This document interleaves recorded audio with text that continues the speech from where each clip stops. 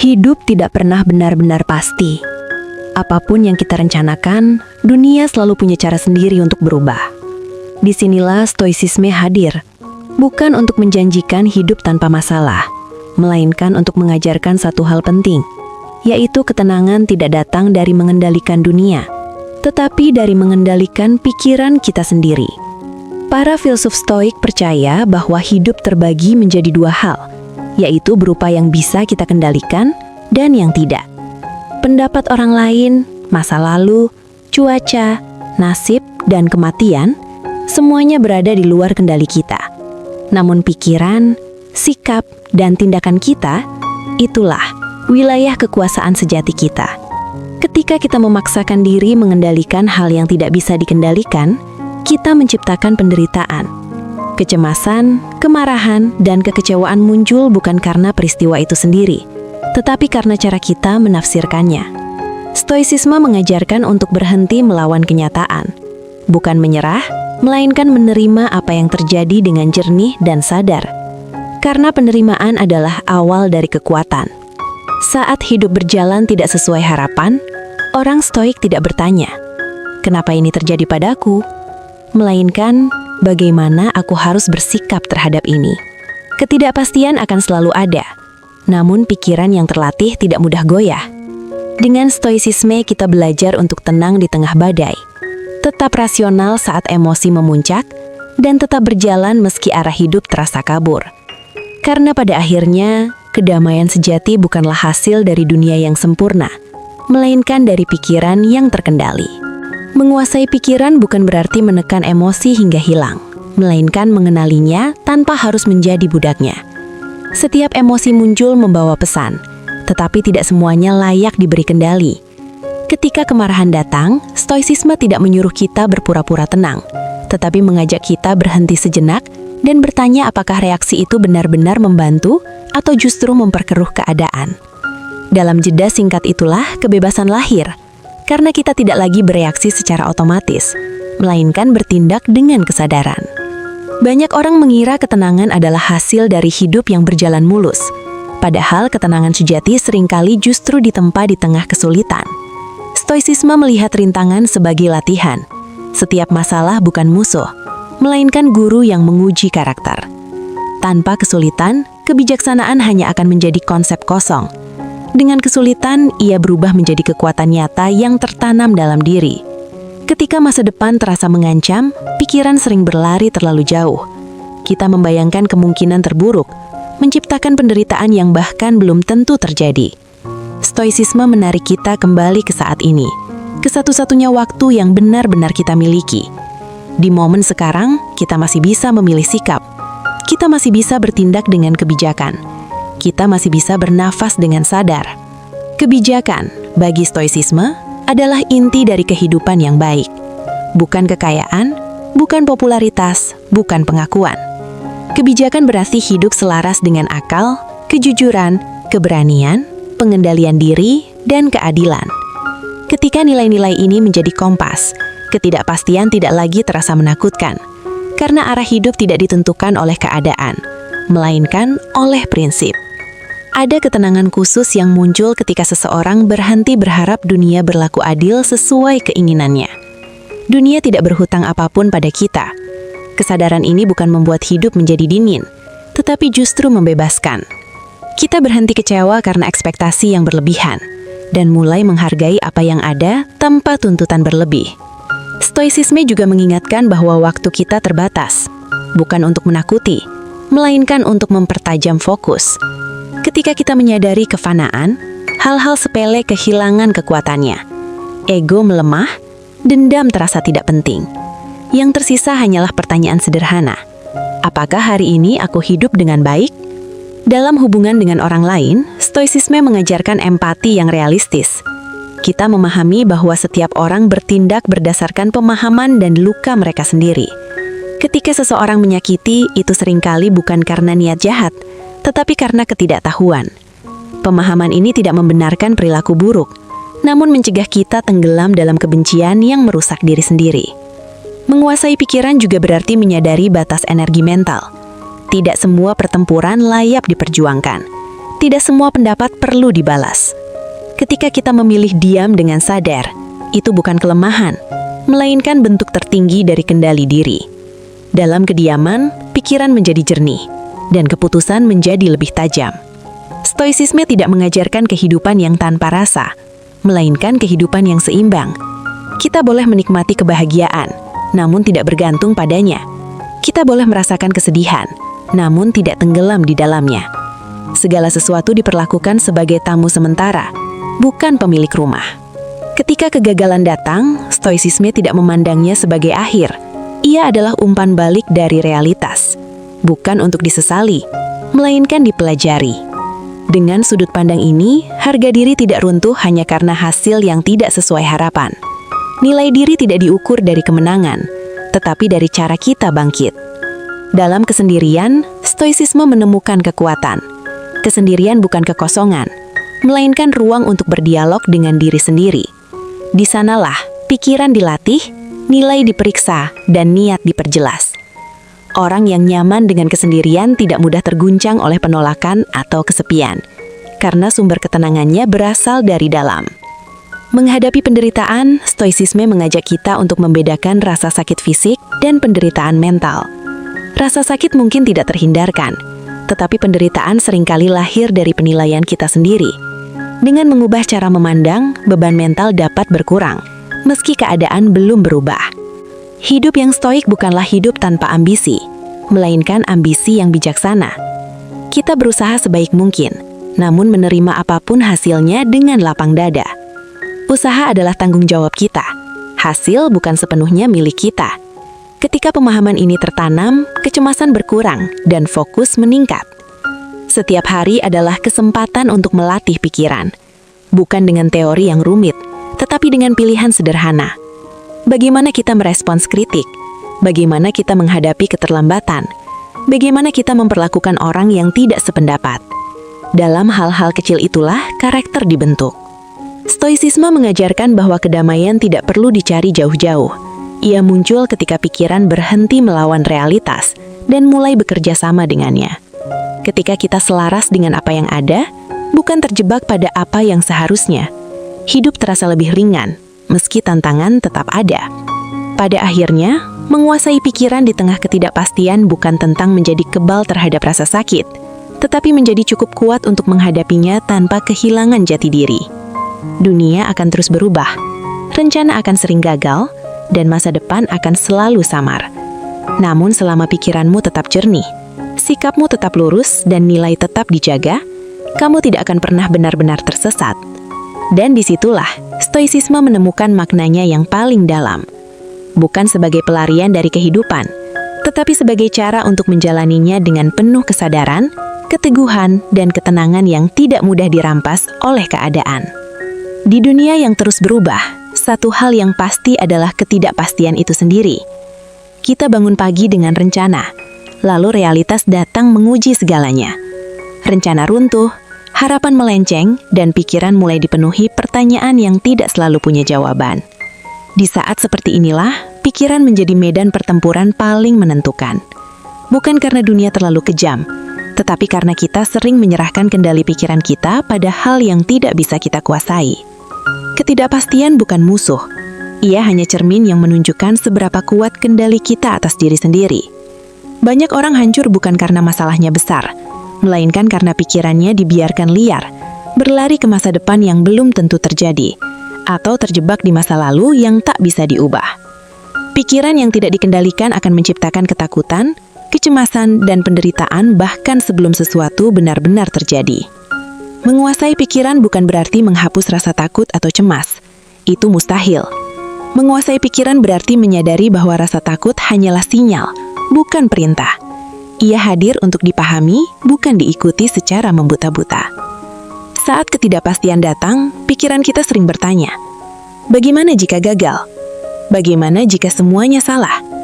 Padahal pertanyaan yang lebih bijak adalah, apa yang bisa aku kendalikan saat ini? Kita tidak bisa mengendalikan hasil akhir, keputusan orang lain, atau arah dunia bergerak. Namun kita selalu bisa mengendalikan cara kita merespons. Inilah inti kekuatan mental. Ketika kamu berhenti melawan realitas, dan mulai menyesuaikan sikapmu terhadapnya, ketidakpastian kehilangan kekuatannya untuk melumpuhkanmu. Pikiran yang tenang lahir dari penerimaan, bukan penolakan. Semakin keras kamu menolak realitas, semakin besar penderitaan yang kamu ciptakan sendiri. Tetapi ketika kamu berkata pada dirimu, "Aku tidak tahu apa yang akan terjadi, dan itu tidak apa-apa," disitulah ruang ketenangan mulai terbuka. Bukan karena masalah hilang, tetapi karena kamu berhenti menambah beban di kepalamu. Menguasai pikiran juga berarti belajar membedakan antara kekhawatiran yang berguna dan kekhawatiran yang sia-sia. Kekhawatiran yang berguna mendorong persiapan dan tindakan. Kekhawatiran yang sia-sia hanya menguras energi tanpa menghasilkan apapun. Setiap kali pikiran mulai dipenuhi skenario terburuk, tanyakan dengan jujur, apakah ini membantuku bertindak atau justru memperkeruh keadaan? Dalam ketidakpastian, disiplin mental menjadi jangkar. Rutinitas sederhana, fokus pada tindakan kecil hari ini, dan kesadaran penuh pada momen sekarang adalah cara paling efektif untuk menenangkan pikiran. Masa depan tidak bisa dikendalikan, tetapi hari ini bisa dijalani dengan penuh niat. Satu langkah kecil yang dilakukan dengan sadar lebih berharga daripada 1000 rencana yang hanya hidup di kepala. Pikiran yang dikuasai tidak bereaksi berlebihan. Ia merespon dengan tenang. Ia tidak berburu-buru menyimpulkan, tidak mudah panik, dan tidak menggantungkan ketenangan pada hasil. Orang yang menguasai pikirannya tetap berdiri tegak bahkan ketika keadaan tidak berpihak. Karena ia tahu bahwa harga diri dan ketenangan batinnya tidak ditentukan oleh situasi di luar dirinya. Ketidakpastian akan selalu ada. Dunia tidak akan menunggu sampai kita siap. Namun ketika pikiranmu berada di bawah kendalimu, ketidakpastian berubah menjadi tantangan, menjadi ruang pertumbuhan. Di sanalah kamu belajar percaya pada dirimu sendiri. Bukan karena kamu tahu apa yang akan terjadi, tetapi karena kamu tahu, apapun yang terjadi, kamu mampu menghadapinya. Pada akhirnya, menguasai pikiran di tengah ketidakpastian bukan tentang menjadi kebal terhadap rasa takut, melainkan tentang tetap melangkah meski rasa takut itu ada. Bukan tentang memiliki semua jawaban, tetapi tentang memiliki ketenangan untuk hidup dengan pertanyaan. Dan di sanalah kekuatan sejati manusia berada. Bukan pada kepastian, tetapi pada keteguhan batin saat menghadapi yang tidak pasti. Dan ketika kamu terus melangkah di tengah ketidakpastian, kamu akan mulai menyadari satu hal penting. Ketenangan bukan datang karena keadaan membaik, tetapi karena pikiranmu berhenti bergantung pada keadaan. Banyak orang menunda hidupnya, menunda ketenangannya, menunda rasa damai, dengan harapan suatu hari nanti semuanya akan jelas. Padahal hidup tidak pernah benar-benar jelas. Yang berubah hanyalah kemampuanmu untuk berdamai dengan ketidakjelasan itu. Pikiran yang dikuasai tidak mencari kepastian mutlak. Ia mencari kejelasan sikap. Ia berkata, "Aku tidak tahu apa yang akan terjadi, tetapi aku tahu siapa diriku saat menghadapinya." Kalimat sederhana ini adalah fondasi mental yang kokoh. Sebab dunia bisa berubah kapan saja, tetapi nilai, prinsip, dan kendali dirimu tidak harus ikut goyah. Ketika ketidakpastian menekan, ego seringkali berteriak ingin kepastian sekarang juga. Ia ingin jawaban instan, jaminan hasil, dan rasa aman yang permanen. Namun kenyataannya hidup tidak pernah memberi jaminan seperti itu. Yang bisa kita lakukan hanyalah memperkuat batin agar tidak rapuh saat jaminan itu tidak datang. Disinilah latihan mental menjadi penting. Melatih diri untuk tidak reaktif, tidak berburu-buru mengambil kesimpulan, dan tidak menyerah hanya karena ketakutan belum mereda. Menguasai pikiran berarti memilih untuk tidak menjadi korban dari pikiran sendiri. Kamu belajar mengamati pikiran, bukan langsung percayainya. Setiap kali muncul bisikan ragu, setiap kali muncul bayangan kegagalan, kamu tidak lagi langsung larut. Kamu mengakui keberadaannya, lalu bertanya dengan tenang, apakah ini fakta atau hanya ketakutan? Pertanyaan sederhana ini seringkali cukup untuk menghentikan badai di kepala. Dalam ketidakpastian, kesabaran menjadi bentuk keberanian yang paling jarang dimiliki. Bersabar bukan berarti pasrah tanpa usaha, tetapi tetap melakukan yang terbaik tanpa menuntut hasil segera. Orang yang menguasai pikirannya tidak memaksa hidup mengikuti timeline egonya. Ia memahami bahwa beberapa hal butuh waktu, dan tidak semua proses bisa dipercepat tanpa merusak diri sendiri. Semakin kamu melatih kendali pikiran, semakin kamu sadar bahwa ketidakpastian tidak pernah benar-benar hilang, dan itu bukan masalah. Justru di sanalah hidup terasa hidup. Tanpa ketidakpastian, tidak ada pertumbuhan, tidak ada pembelajaran, dan tidak ada makna dalam usaha. Yang membuat ketidakpastian terasa menyakitkan hanyalah ketika pikiran menolaknya, bukan ketika kita menerimanya dengan sadar. You know Spriokir? Kamu tidak perlu menjadi sempurna untuk menguasai pikiran. Kamu hanya perlu jujur pada dirimu sendiri. Jujur bahwa kamu takut, jujur bahwa kamu tidak tahu, dan jujur bahwa kamu tetap ingin melangkah.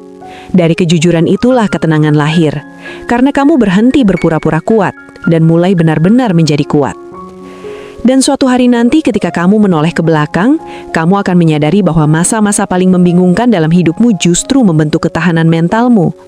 Saat-saat di mana kamu tidak tahu harus kemana, ternyata mengajarkanmu bagaimana berdiri sendiri.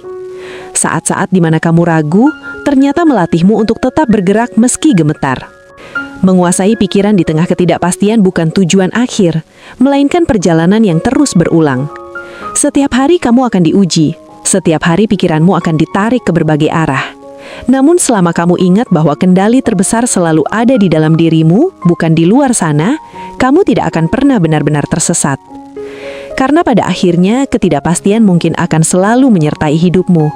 Tetapi kamu tidak harus hidup dalam ketakutan.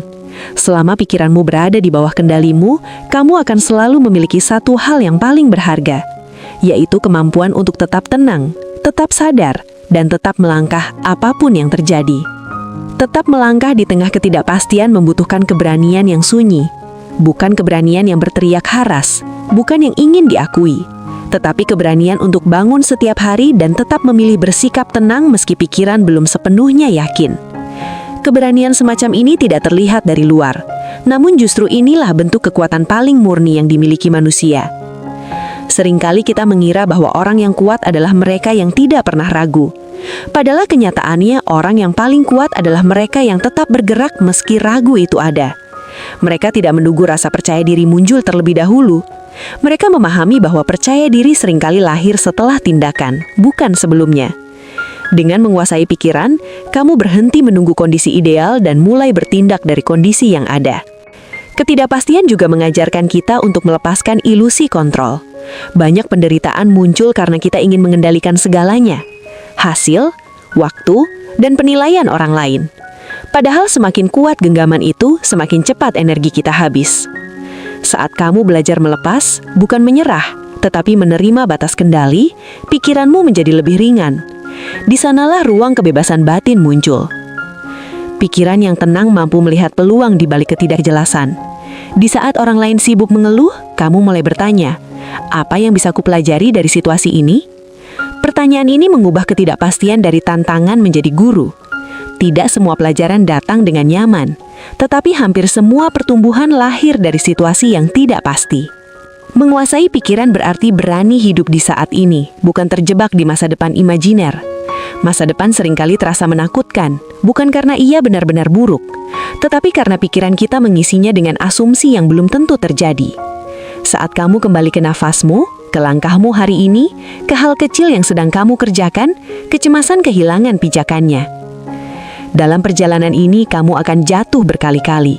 Pikiranmu akan kembali lelah, ragu, dan penuh kebisingan. Itu manusiawi. Menguasai pikiran bukan berarti tidak pernah jatuh, tetapi mampu bangkit tanpa menghakimi diri sendiri. Setiap kali kamu menyadari bahwa pikiranmu kembali liar, itu bukan kegagalan. Itu tanda bahwa kesadaranmu sedang tumbuh. Semakin kamu melatih kesadaran, semakin jelas terlihat bahwa banyak hal yang dulu kamu takuti ternyata tidak seburuk yang dibayangkan.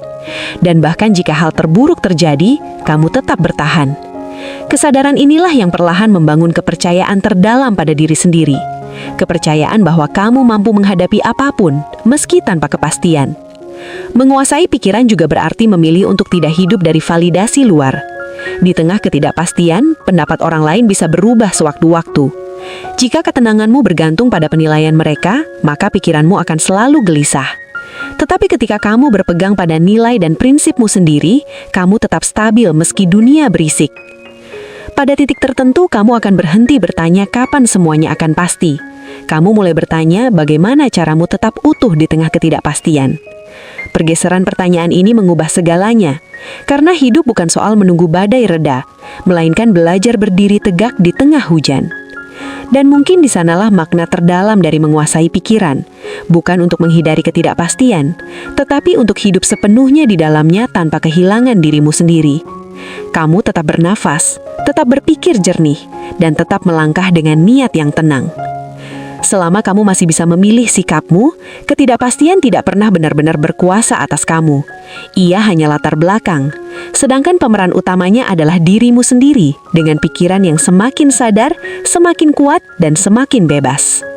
Semakin jauh kamu berjalan bersama ketidakpastian, kamu akan memahami bahwa ketenangan sejati bukanlah keadaan tanpa masalah, melainkan kemampuan untuk tetap jernih saat masalah hadir. Dunia tidak akan berhenti menguji, dan hidup tidak pernah menjanjikan jalan yang lurus. Namun pikiran yang terlatih tidak lagi mencari jalan termudah. Ia mencari sikap paling bijaksana untuk ditempuh. Di titik ini, kamu mulai berhenti bertanya mengapa hidup terasa berat, dan mulai bertanya bagaimana caramu mengikulnya dengan lebih ringan. Perubahan kecil dalam sudut pandang ini memiliki dampak besar. Ketika kamu berhenti memusuhi kenyataan, energi yang sebelumnya habis untuk melawan kini bisa digunakan untuk bertumbuh. Pikiranmu tidak lagi sibuk mengeluh, tetapi mulai fokus menyusun langkah. Menguasai pikiran juga berarti menerima bahwa tidak semua hal perlu dipahami sekarang. Ada pertanyaan yang jawabannya hanya bisa diberikan oleh waktu. Memaksa jawaban lebih cepat hanya akan melahirkan kecemasan. Orang yang kuat secara mental mampu hidup berdampingan dengan tanda tanya tanpa kehilangan ketenangannya. Ia tahu bahwa kebingungan sementara tidak menentukan arah hidup selama-lamanya. Ketidakpastian seringkali membuat kita ingin bersembunyi, menunda, atau berhenti mencoba. Namun di balik dorongan itu, sebenarnya ada kesempatan untuk melatih keberanian. Setiap kali kamu memilih untuk tetap bertinjak meski takut, kamu sedang memperkuat kendali pikiranmu. Bukan tindakan besar yang membentuk mental tangguh, melainkan konsistensi dalam hal-hal kecil yang terus dilakukan meski ragu. Pada saat pikiranmu mulai stabil, kamu akan menyadari bahwa banyak kekhawatiran yang dulu terasa menakutkan, kini tampak lebih kecil. Bukan karena hidup menjadi lebih mudah, tetapi karena kamu menjadi lebih kuat. Ketidakpastian tidak lagi mengancam identitasmu. Ia hanya menjadi bagian dari perjalanan, bukan penentu nilai dirimu. Menguasai pikiran berarti berani berdiri sendiri dalam keputusan. Tidak semua orang akan mengerti jalan yang kamu pilih, apalagi ketika hasilnya belum terlihat. Namun, ketenangan batin lahir saat kamu berhenti membutuhkan persetujuan untuk melangkah.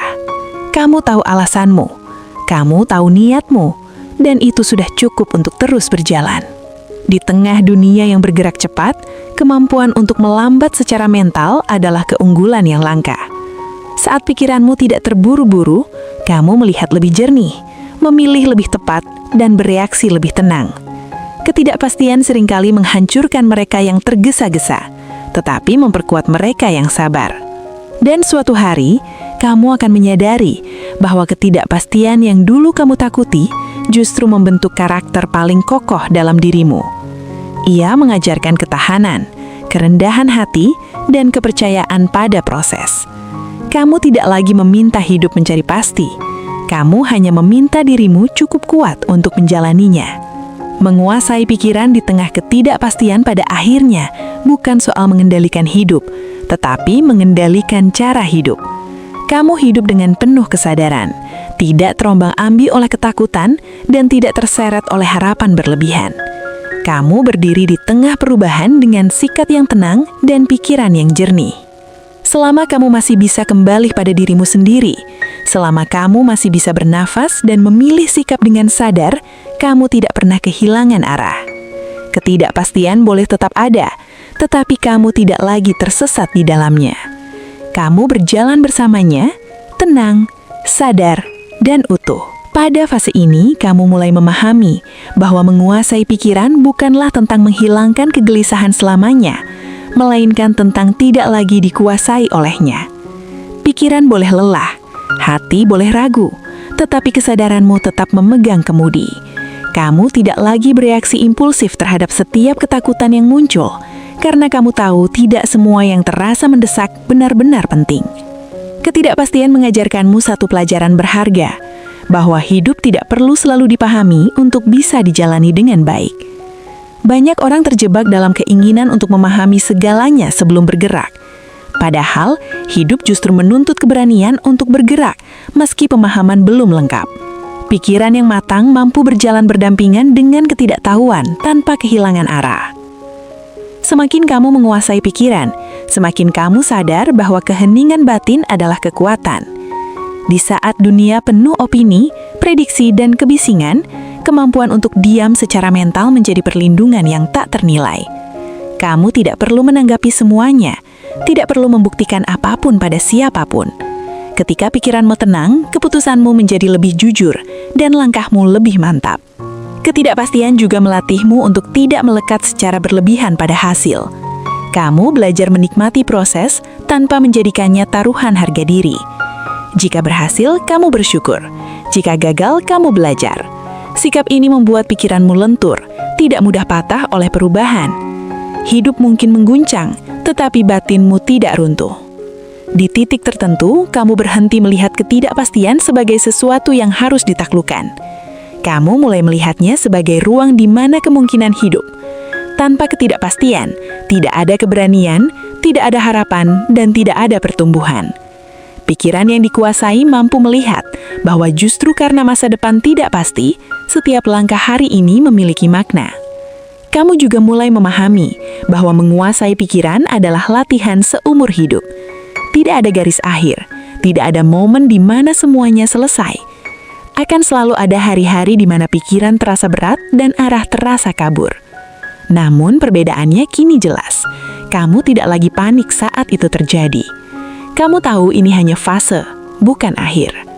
Dalam ketidakpastian, kamu belajar mempercayai dirimu sendiri lebih dalam dari sebelumnya. Bukan karena kamu yakin segalanya akan berjalan sesuai rencana, tetapi karena kamu yakin bisa beradaptasi ketika rencana berubah. Kepercayaan ini tidak berisik, tidak dramatis, tetapi kokoh dan menenangkan. Menguasai pikiran berarti hidup dengan kesadaran bahwa kamu tidak harus kuat setiap saat. Kamu hanya perlu jujur dan hadur. Saat kamu berhenti memaksa dirimu menjadi persempurna, pikiranmu justru menemukan keseimbangan. Kamu memberi ruang bagi dirimu untuk menjadi manusia dengan segala keterbatasannya. Dan di sanalah, tanpa disadari, ketidakpastian tidak lagi terasa menakutkan. Ia tetap ada, tetapi tidak lagi mendominasi. Ia menjadi latar yang membentuk cerita, bukan ancaman yang menghentikannya. Kamu terus berjalan, bukan karena kamu tahu kemana akhirnya, tetapi karena kamu percaya pada langkah yang sedang kamu ambil.